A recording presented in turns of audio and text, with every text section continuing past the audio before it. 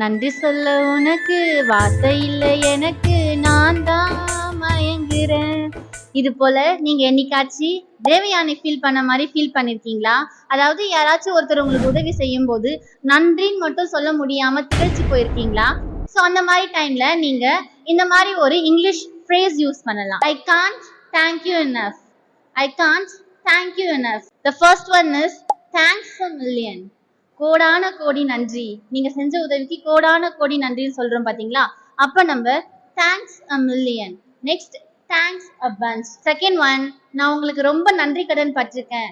அதை எப்படி இங்கிலீஷ்ல சொல்லலாம்? I'm truly grateful to you. Next one is the so special for your special ones.